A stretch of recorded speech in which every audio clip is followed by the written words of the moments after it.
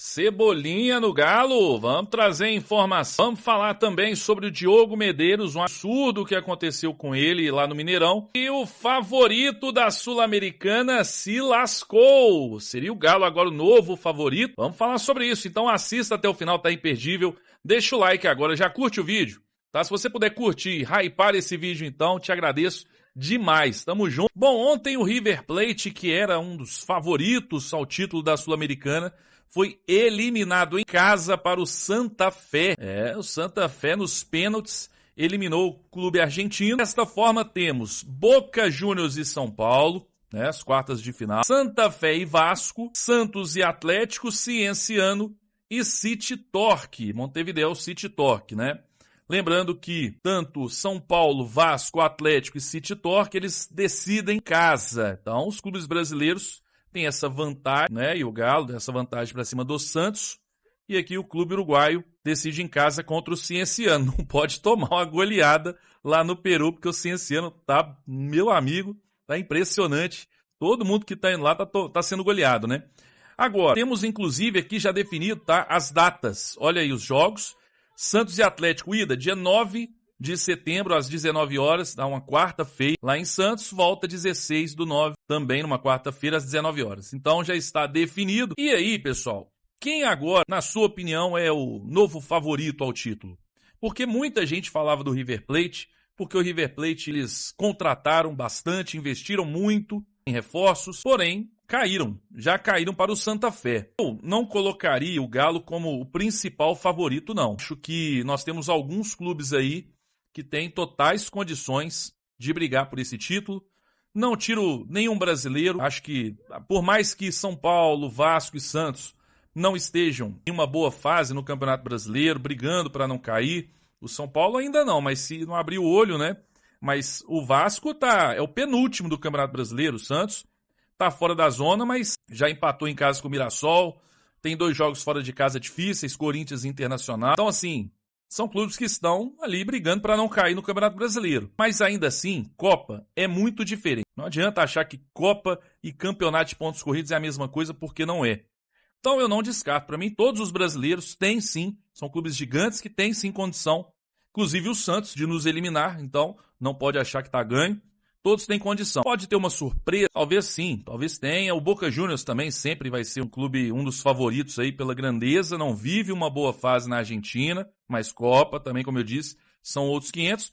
O Santa Fé também, aquele negócio, eu não vou descartar o Santa Fé, eu tô colocando todo mundo pelo visto, Mas eu não vou descartar o Santa Fé porque o time eliminou o River Plate. E querendo ou não, o Santa Fé é um clube grande no futebol sul-americano, a gente já teve vários embates aí com o Santa Fé. Libertadores, é um clube respeitável, vamos dizer assim, e eliminou o River. Então, eu não acho impossível eles conseguirem aí eliminar o Vasco, depois eliminar um Boca ou São Paulo, mesmo que seja ali nos pênaltis e tudo daquela forma. Eu não acho impossível, não.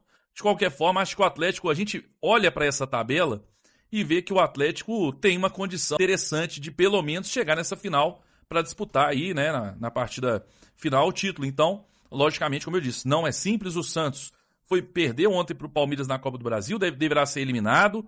Vem aí com jogos difíceis no Brasileiro, mas é o Santos de Neymar, é um Santos que pode sim surpreender, e é um clube gigante, a gente não pode desmerecer nunca. Mas o Atlético vive um momento melhor, isso é fato. Então a gente olha para essa tabela e fica imaginando, Será?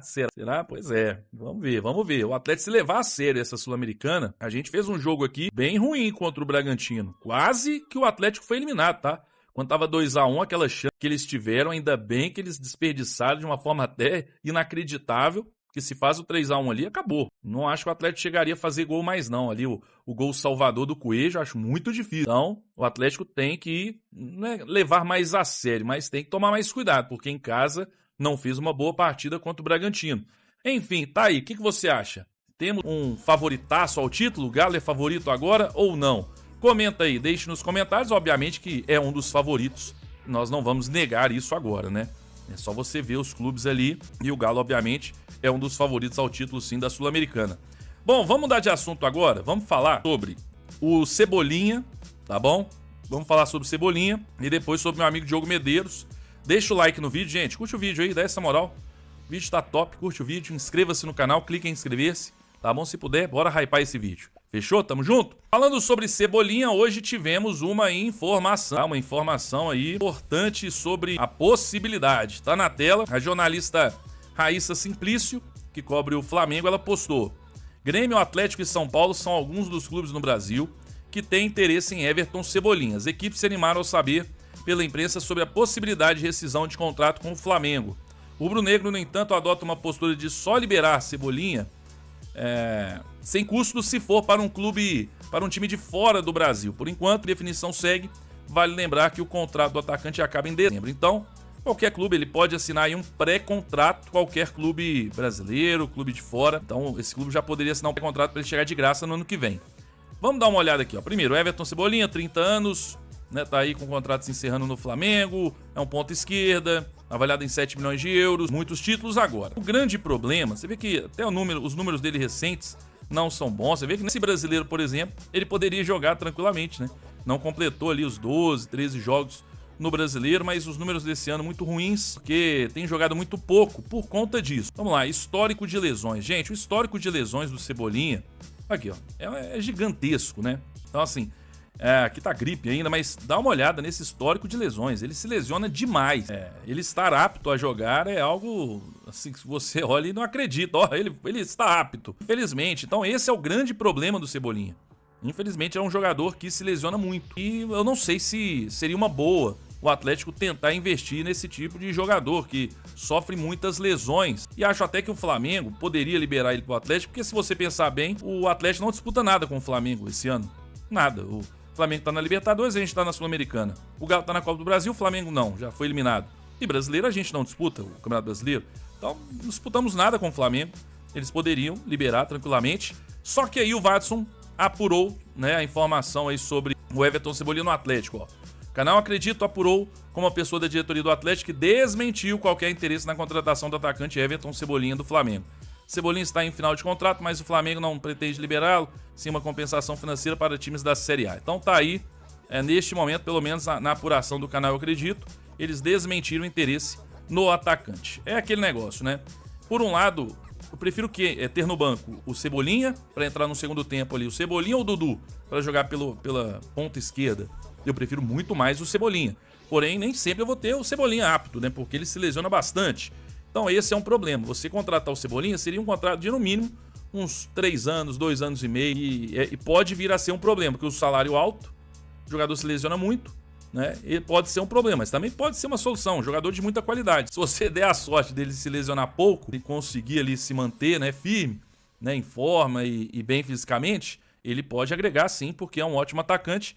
Mas eu não sei se vale a pena, mesmo que de graça, investir, porque o salário não seria baixo, né?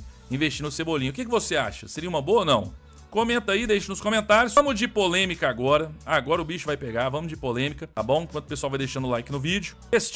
Nesta terça-feira tivemos Cruzeiro e Atlético no Mineirão. Tudo já falamos muito, falamos sobre Caio Jorge, tem vídeo aqui. Só que aí aconteceu algo com o Diogo Medeiros, ele postou um vídeo e eu quero que você assista e nós vamos falar algumas verdades sobre isso na volta. Vamos lá. Eu já falei isso aqui várias vezes. Vão esperar acontecer uma desgraça pra poder mudar isso aí, ó. Eu fui descer ali agora pra ir no banheiro e a torcida do Atlético deu um banho de cerveja em mim. Reparem aqui, ó. Aqui tá a da imprensa, ali tá a torcida do Atlético. Nesse local aqui, ó, é que a gente desce pra poder usar o banheiro. Você tem que passar do lado da torcida do Atlético pra poder usar o banheiro. Esse de boné aqui é o presidente da associação. Foi na frente dele. A hora que eu estava indo no banheiro, todo mundo jogou cerveja em mim, tomei um banho de cerveja, tô aqui todo molhado. A imprensa segue dividindo espaço aqui com a torcida adversária. E o pior de tudo, eu falei com o presidente, presidente, você acha certo um negócio desse? E a resposta foi, o que eu posso fazer? Então eu tô aqui mais um dia trabalhando e tomei um banho de cerveja. É assim que funciona a área da imprensa. Pois é, vamos lá. Primeiro que isso aí, eu não vou nem discutir, né, gente, se tá certo ou errado, né? Se alguém achar que isso tá certo, que isso é normal, olha, preocupante, viu, querido? É bem preocupante você achar isso certo. Porque isso já extrapola, né, o limite. Tem que ter um limite. E isso extrapola o limite da educação, né? Hoje em dia as pessoas estão cada dia mais sem noção. As pessoas acham, eu tenho certeza nos comentários, como teve no Instagram quando eu postei um vídeo falando sobre isso, gente falando que é mimimi. Mas ele provoca o quê? Ah, ele zoou o Atlético? Nossa, ele é um cruzeirense. Então você tá espantado que um cruzeirense vai fazer brincadeira com o atleticano. Mas você, atleticano, quer fazer brincadeira com o cruzeirense, mas não quer que ele faça. Entendi. Então, gente, não justifica, tá? Esse papinho. Ali, o torcedor fazer musiquinha pra zoar ele, né? Ficar zoando o Diogo, até se quiser xingar também. O Diogo vai tomar caju e tudo. Tá tudo certo, tá tudo certo. Agora, você pegar um copo de cerveja, ou às vezes é outro líquido, né? Mas enfim, você pegar um copo de cerveja, o cara tá passando, você vai e despeja e joga na cara da pessoa, despeja um copo de cerveja um cara trabalhando, que ele não tá ali também passeando, brincando, assistindo, não. Ele tá trabalhando, inclusive, mesmo que não tivesse. Mesmo que não estivesse trabalhando. Mas ele tá ali trabalhando. É uma vergonha. Até quando? Até meu irmão que tava lá do lado, falou no pós-jogo, o pessoal até deu risada, brincando lá. Quando tá com a cueca toda molhada de cerveja, que tiraram cerveja lá também. Né? Então outros ali na imprensa, o Henrique André também tomou banho de cerveja. Gente, isso é cultura na torcida. O Atlético faz gol, joga cerveja. Nossa, que cultura mais idiota então, hein? Então tá na hora de mudar essa cultura, porque é uma cultura idiota. Faz gol, vamos jogar cerveja pra cima, jogar cerveja nos outros. A gente me ajuda, né? Mas como eu disse, eu tenho certeza que ainda vai ter gente nos comentários falando que isso é mimimi, tá certo.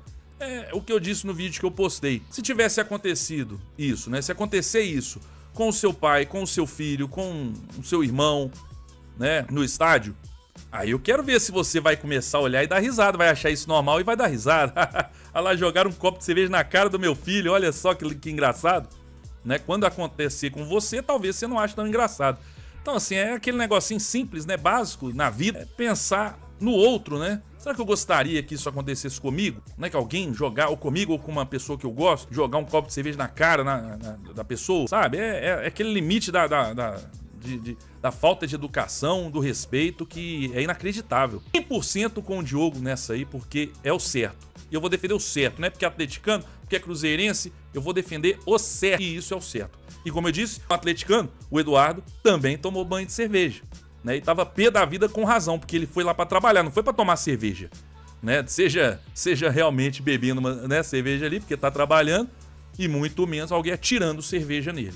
Então, isso aí é algo que o pessoal precisa repensar, a não ser também qualquer coisa que a pouco também aí tem que distanciar a torcida, ou então diminuir. Aí é 2.500, vamos diminuir para 1.500 para dar um espaço ali da imprensa pro torcedor. Talvez seja até melhor perder, por exemplo, 1.000 atleticanos no jogo para ter um espaço para ver se não faz isso.